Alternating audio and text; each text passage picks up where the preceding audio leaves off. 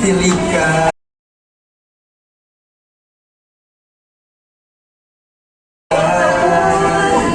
Kalian lagi ngapain? Kita mau diskusi nih, kita lagi nyari kelas kosong. Oh, di sini kelasnya kosong kok. Kalian mau diskusi di sini bareng? Boleh. Ayo. Nah, ini ada sekarang di sini. Ayo duduk semua.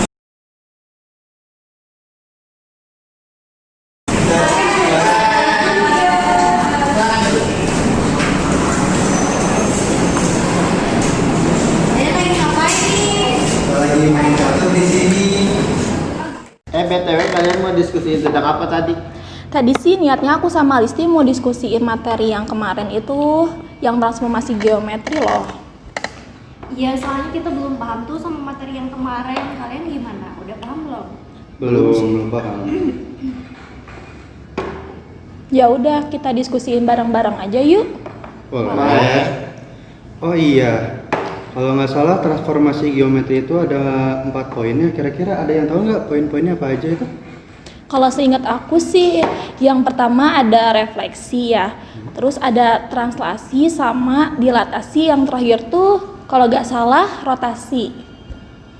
Oh iya, seingat aku juga ada tahu catur di contoh penerapan keempat transformasi geometri yang kamu sebutin tadi. Emang apa hubungannya antara catur dengan transformasi geometri? Kalau kita lihat ya, dari keempat bagian transformasi geometri itu ada yang namanya translasi ya. Jadi si translasi itu adalah suatu pergeseran setiap titik pada bidang tertentu dengan arah dan jarak tertentu. Nah, kalau misalnya kita lihat nih di sini ada benteng. Benteng itu kan bisa berpindah ke depan, ke belakang, ke kiri atau ke kanan. Nah, itu ada proses transformasinya, proses perpindahan dari satu titik ke titik lain gitu. Oke. Tapi ada nggak sih rumusnya? Ada sih. Coba deh kalian, ada yang bawa laptop nggak? Aku bawa. Oh, boleh. Aku mau minjem ya.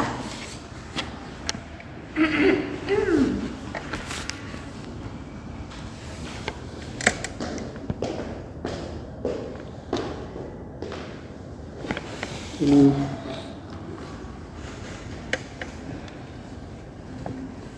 udah di record.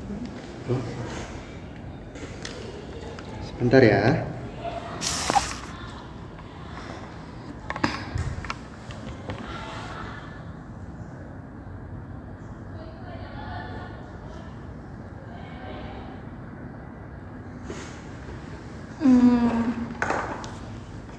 Gimana? Coba deh kalian lihat di layar itu. Di sini ada sebuah papan catur. Nah, kita misalkan bidang caturnya itu terletak di, sebentar ya.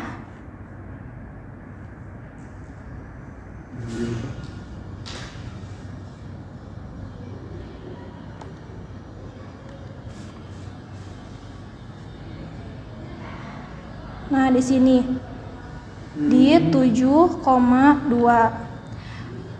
Terus kita misalnya mau memindahkan bidang caturnya itu ke titik 3,5. Nah, di sini berarti ya. Untuk mencapai ke sini berarti ada suatu proses perpindahan. Perpindahan itu namanya translasi. Nah, jadi misalnya tadi titik awalnya itu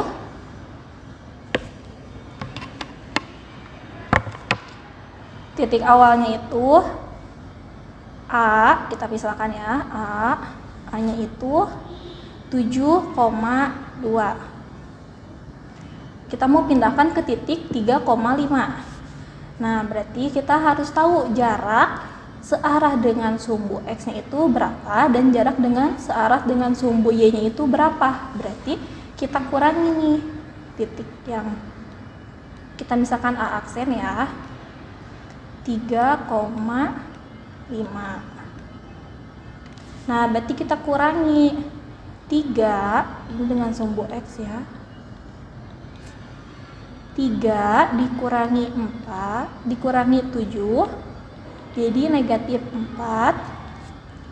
Searah dengan sumbu Y-nya itu berarti 5 dikurangi 2 sama dengan 3. Nah, berarti perpindahan keseluruhannya itu negatif 4,3. Seperti itu. Itu kalau kita misal mau mengetahui perpindahannya itu berapa. Nah, atau bisa kita simpulkan juga bahwa perpindahannya itu ke arah kiri sebanyak 4 langkah, tuh 2, 3, 4, ke depan sebanyak 3 langkah, 2, 3. Kenapa? Karena kan yang tadinya itu 4-nya itu negatif ya. Kalau kan searah dengan sejajar dengan sumbu X. Berarti kalau misalnya negatif ke kiri, terus yang tadi yang 3-nya itu positif, berarti ke atas gitu. Sampai sini gimana? Kira-kira kalian paham nggak yang translasi tadi? Baik, cukup paham. Oke. Selanjutnya setelah translasi tadi dari kalian ada yang tahu materi selanjutnya apa? Kalau yang aku pahami sih tentang rotasi kan termasuk ke dalam transformasi geometri juga. Dia juga sama tuh kayak translasi, dia juga memiliki unsur perpindahan, makanya rotasi juga termasuk ke dalam macam-macam transformasi geometri yang kita sebutin tadi. Iya. Coba kalau misalnya contoh penerapannya itu pada apa ya, Lis? Contoh penerapannya banyak loh. Contohnya kayak perputaran pada jarum jam. Kan rotasi itu diartikan sebagai perputaran ya. Nah, perputaran di sini dia memiliki titik pusat. Ada yang di 0,0, ada yang di A, B. Coba deh, kalian ada yang bawa jam tangan nggak? Aku bawa nih. Jadi, jam ini merupakan salah satu contoh dari rotasi. Nah, apa sih hubungannya sama jam tangan ini? Jadi, si jam tangan ini memiliki perputaran. Kan rotasi itu dikenal sebagai perputaran. Dalam rotasi ada 2 macam perputaran. Ada yang berputar di titik pusat 0,0, ada yang berputar di titik pusat A, B. Nah, dalam rotasi juga perputarannya ada 2 arah, ada yang searah jarum jam, ada yang berlawanan dengan arah jarum jam. Yang searah biasanya sudutnya ditandai dengan tanda negatif, yang berlawanan ditandai dengan tanda positif. Gitu. Oh, gitu. Terus kalau buat perhitungannya itu kayak gimana, Lis? Jadi gini, kita misalin ya, kita punya titik A, di mana titiknya 3,2. Kita akan merotasikan titik ini ke 4 sudut istimewa khusus untuk rotasi. Ada sudut 90 derajat, 180 derajat, 270 derajat, dan 360 derajat. Caranya, yang pertama, kita rotasikan titik A 3,2 ke sudut 90 derajat. Nah, kita lihat gambar pertama di sebelah kanan. Tadi kan titiknya 3,2. Jadi di sini ya. Ini dinamakan dengan titik A. Terus ini titik pusatnya di 0,0. Kita tarik nih garis dari titik pusatnya ke titik yang tadi. Terus kita putar sebesar sudut 90 derajat. Nah, jadi titik yang didapat dari hasil rotasi titik A ke sudut 90 derajat adalah B 3 min 2 ya? Negatif 2,3. Nah, yang kedua ada rotasi ke sudut 180 derajat. Ini juga sama aja, kita tarik garis ke titik yang diketahui, kita putar sejauh sudut 180 derajat. Maka kita akan menghasilkan titik baru, kita namain titik C dengan koordinat min 3, min 2. Nah, yang ketiga, rotasi ke sudut 270 derajat. Itu juga sama, kita tarik garis ke titik A, lalu kita putar sejauh sudut 270 derajat. Akan menghasilkan titik baru, kita namain titik D dengan titik koordinat 2, min 3.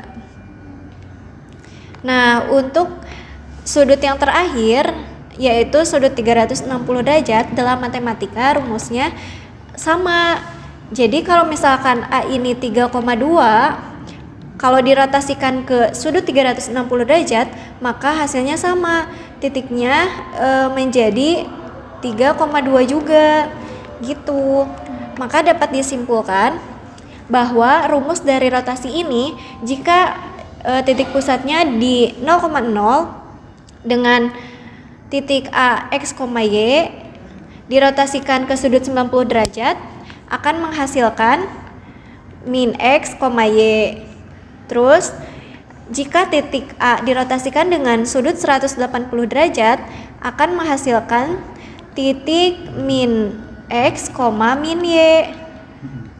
Nah, titik yang selanjutnya juga sama. Titik D menghasilkan X, min Y.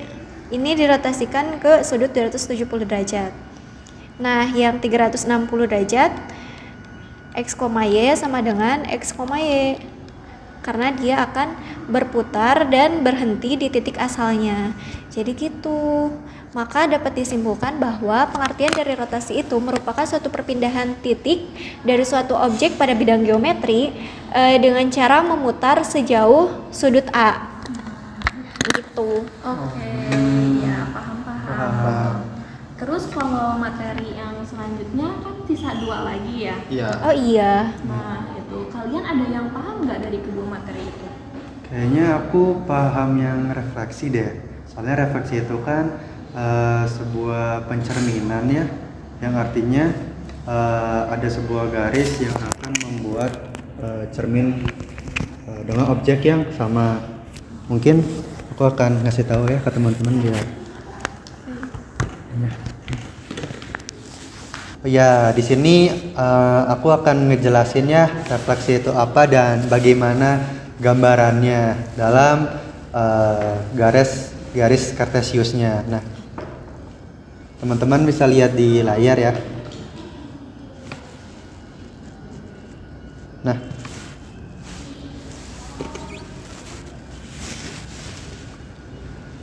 di sini kan ada gambar ya.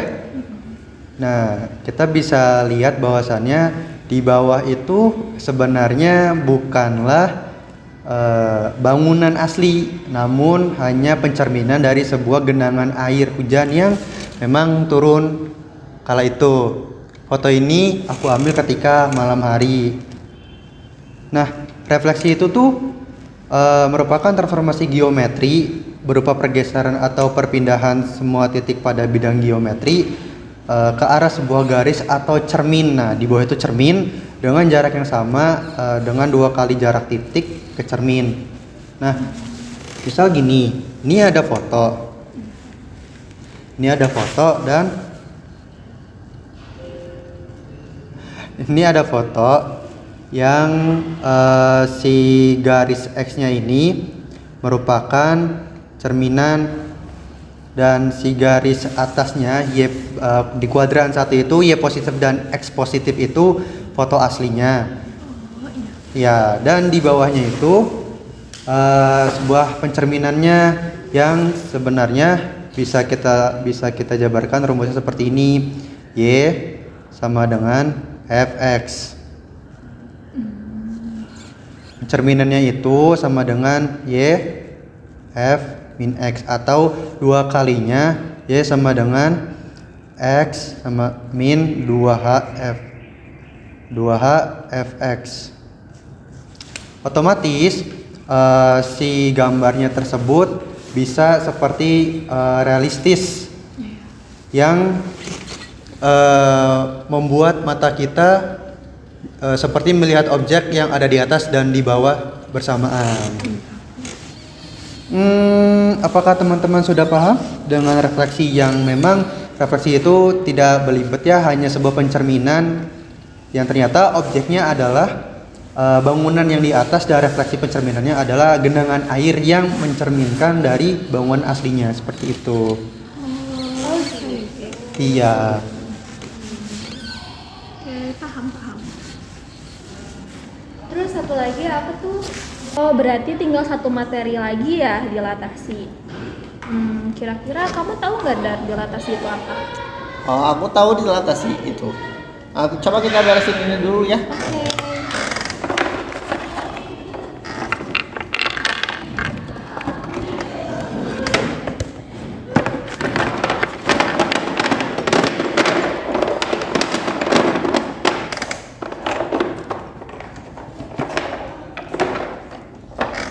Nah, sebelum masuk materi dilatasi, coba kita foto terlebih dahulu.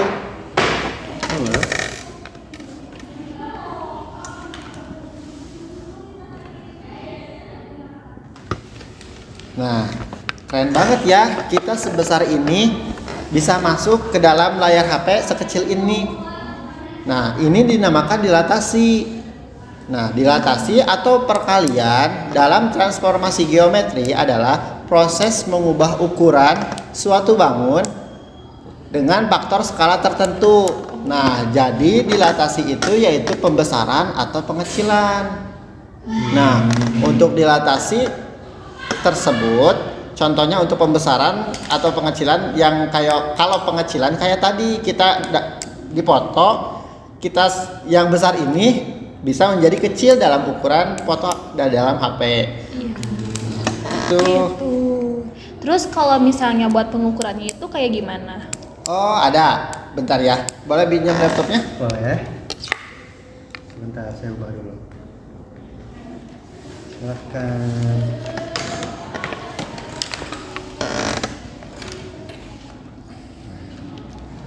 Nah, contohnya seperti ini ya. Persegi panjang ABCD akan dilatasi dengan faktor skala 2. Dengan faktor skala 2. Dan pusatnya 0,0. Kita cari. Nah, didapatlah titik A 0,0. Yang B 0,2 dan C berarti 4,2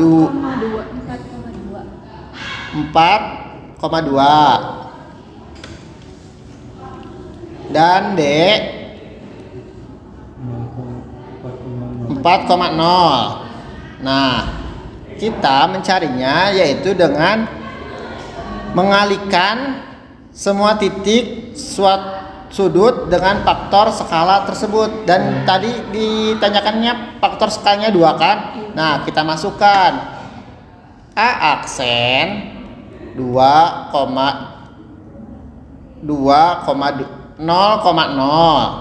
Nah, yang B kita kalikan 0 kali 2 0. 2 kali 2 4. 0,4. Jangan lupa ya aksennya. Nah, terus yang C kita kalikan 2 juga sama. C aksen 8,4 dan D titik D 8,0. Nah, didapatlah hasilnya yaitu A aksen 0,0, B aksen 0,4, C aksen 8,4 dan D 8,0. Nah, jadi gitu ya. Jadi dari ini yaitu diperbesar titiknya. Kita hapus dulu ya untuk mendapatkan hasilnya.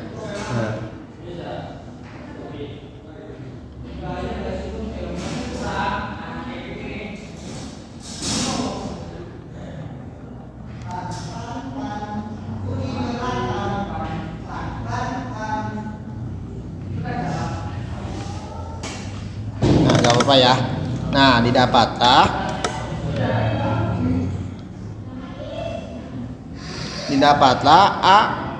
A aksen 0,0 ya. Jadi udah di sini ya. Yang B berarti 0,4. Nah, titiknya berarti di sini B aksen. Nah, lalu ada C aksen. Tadi berapa? 8,4. Nah, di sini ya. Ya. Nah, lalu didapatlah titik yang D 0,8, 8,0. Nah, di sini. Berarti titik D aksen di sini ya. Jadi kita tarik.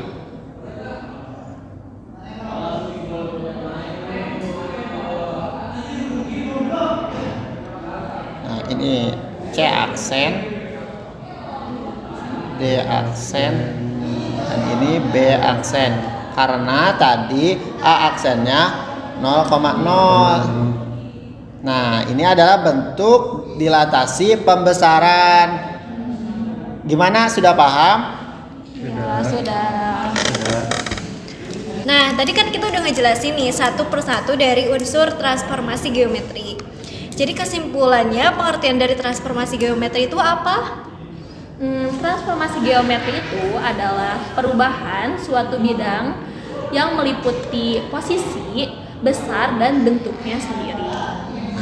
Jika hasil transformasi kongruen, bangunan yang ditransformasikan maka disebut transformasi isometri. Transformasi isometri itu memiliki dua jenis ya. Ada isometri langsung dan juga transisometri berhadapan. Nah, jadi yang termasuk ke dalam transformasi isometri langsung itu ada translasi sama rotasi. Sedangkan yang termasuk ke dalam transformasi isometri berhadapan adalah refleksi. Gitu. Oh, gitu. Oke, sekarang kita Ngerti. paham ya. Kayaknya udah ada tuh. Gimana kalau kita akhiri aja diskusi hari ini, kita lanjut besok. Terus kita sholat dulu ke masjid. Iya, Iya, boleh. boleh, Ayo. ayo. Makasih ya. Makasih ya semuanya. See you.